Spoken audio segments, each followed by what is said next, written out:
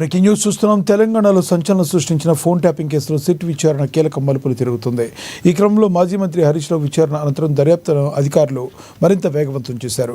ప్రణీత్ రావు బృందం హరీష్ రావుతో పాటు ఆయన ప్రధాన అనుచరులు ఫోన్లను కూడా ట్యాప్ చేసినట్లుగా పోలీసులు కీలక ఆధారాలు సేకరించారు. దీనిపై మరింత స్పష్టత కోసం త్వరలోనే హరీష్ రావుకు చెందిన 6 ముఖ్య అనుచరులకు నోటీసులు జారీ చేసి విచారణకు పిలవాలని సిట్ అధికారులు నిర్ణయించారు.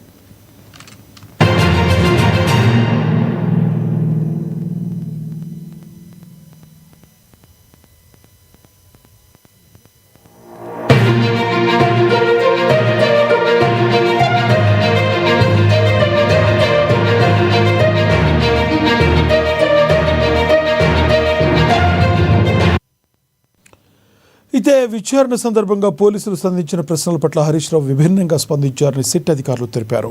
విచారణ జరుగుతున్న తీరుపై స్పందిస్తూ ఈ ప్రశ్నలు ఆధారాలు మీరే సృష్టించారా అని పోలీసులను నేరుగా ప్రశ్నించినట్లుగా సమాచారం. అయితే పోలీసులు సాంకేతిక ఆధారాలను ముందుంచడంతో విచారణ ఆసక్తికరంగా సాగింది. ఈ కేసులో మరిన్ని రాజకీయ కోణాలు బయటపడే అవకాశం ఉండడంతో సిట్ తదుపరి చర్యలపై సర్వత్రా ఉత్కంఠ నెలకొంది. ఇది అంశంపై మరింత సమాచారాన్ని మా ప్రతినిధి హరీష్ అందిస్తారు ఫోన్ ద్వారా. హరీష్, చెప్పండి, మీ దగ్గర ఉన్న తాజా సమాచారం ఏంటి? అసలు సిట్నే నేను బోల్డ్ ప్రశ్నలు అడిగారని హరీష్ రావు చెప్పడం వెనకాల అంతరార్థం ఏంటి, వాస్తవం ఎంత దానిలో?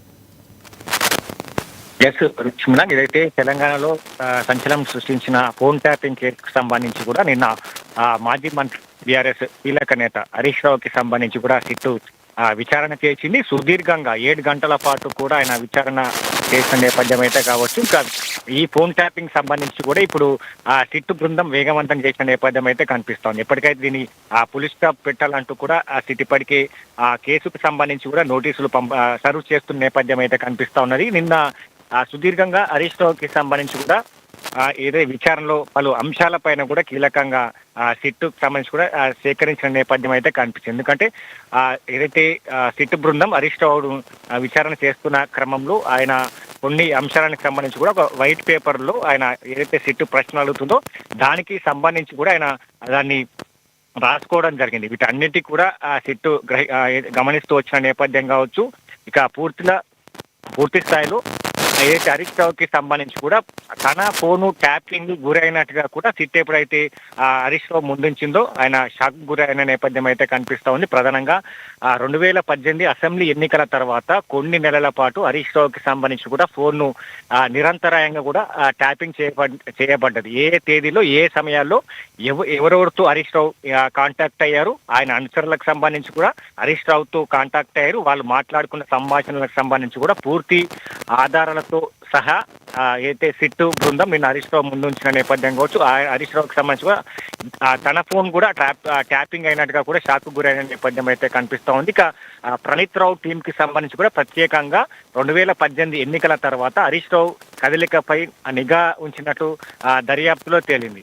ప్రధానంగా ఈ ఆధారాలకు చూసిన హరీష్ రావుకి సంబంధించిన విచారణ ఆ సమయంలో ఆశ్చర్యం వ్యక్తం చేసినట్టుగా కూడా సిట్టు బృందం చెప్తున్న నేపథ్యం అయితే కనిపిస్తా ఉన్నది. ఇక విచారణ సందర్భంగా పోలీసులు సంధించిన ప్రశ్నల పట్ల హరీష్ రావు భిన్నంగా స్పందించారు. అధికారులు అడిగిన ప్రతి ప్రశ్నకు ఆయన పేపర్ మీద రాసుకోవడం కావచ్చు, ఆయన తీరును గమనిస్తూ కూడా సిట్టు బృందం నిన్న ప్రశ్నల వర్షం కురిపించిన నేపథ్యం అయితే కనిపిస్తా ఉన్నది. ప్రధానంగా పోలీసులకు సంబంధించిన సాంకేతిక ఆధారాలను హరీష్ రావు ముందుంచిన నేపథ్యం అయితే కనిపిస్తా ఉన్నది. కాబట్టి ఈ కేసులో ఇప్పటికీ హరీష్ రావుకు సంబంధించిన అనుచరుల పైన కూడా గతంలో పంజాగుట్ట PS లో కేసు నమోదైంది. ఎవరైతే సిద్దిపేట నుంచి కూడా స్వతంత్ర అభ్యర్థిగా పోటీ చేసిన చక్రధర్ గౌడ్ అనే వ్యక్తి తన ఫోన్ ట్యాపింగ్ గురైంది, తనకు ఇబ్బందులు గురి చేస్తా ఉన్నారు. ఇదంతా కూడా హరీష్ రావు అనుచరులు హరీష్ రావు చేసినట్టుగా కూడా గతంలో ఈ కేసుకి సంబంధించి కూడా ఆయన పంజాగుట్టలో ఫిర్యాదు చేయడం జరిగింది. గతంలో వాళ్ళని కూడా ఈ కేసులో లాగడం జరిగిన నేపథ్యం కావచ్చు. ఇప్పుడు హరీష్ రావు ప్రధానంగా 6 అనుచరులు హరీష్ రావుకి సంబంధించి కూడా ఫోన్ ట్యాపింగ్ లో వాళ్ళు కీలకమైన ఆధారాలను సేకరించారు. వాళ్ళకు సంబంధించి కూడా సిట్ ఇప్పుడు నోటీసులు సర్వ్ చేసేందుకు సిద్ధంగా ఉందని చెప్పొచ్చు. ఎందుకంటే ఈ కేసుకు సంబంధించి కూడా ఇప్పటికే చాలా వరకు ఆధారాలు సేకరించిన నేపథ్యం కావచ్చు. ఇక హరీష్ రావు ప్రధాన అనుచరులకు సంబంధించి కూడా గతంలో చక్రధర్ గౌడ అనే వ్యక్తి కూడా పోలీసులను ఆశ్రయించిన నేపథ్యం కావచ్చు. ఇక నిన్న సిట్టుకు సంబంధించి కూడా పలు అంశాలను కూడా హరీష్ రావుకి స్పందించడం జరిగింది. ఏదైతే ఈ పోలీసులకు సంబంధించి కూడా ఈ కేసుకు సంబంధించి కూడా మీరు రాజకీయ కోణాలకు సంబంధించిన అంశాలు కావచ్చు, ఎవరెవరు ఫోన్ ట్యాపింగ్ జరిగింది, నీ ఫోన్ ట్యాపింగ్ జరిగి ఎందుకు ఫోన్ ట్యాపింగ్ చేయవలసి వచ్చింది, దీంట్లో ఇంకా ఎవరు ఇన్వాల్వ్మెంట్ ఉన్నది అనేది కూడా ఈ విధంగా నిన్న సిట్ పోలీసులకు సంబంధించి కూడా హరీష్ రావు పైన ప్రశ్నల వర్షం కురిపించారు. కీలకమైన ఆధారాలకు సంబంధించి కూడా సేకరించిన నేపథ్యం అయితే కనిపిస్తా ఉన్నది. కాబట్టి 6 ముఖ్య అంశాలకు సంబంధించి కూడా నోటీసులు జారీ చేసి వాళ్ళని కూడా విచారణ చేసేందుకు సిట్ బృందం సిద్ధంగా ఉందని చెప్పొచ్చు. Lakshman, thank you Harish.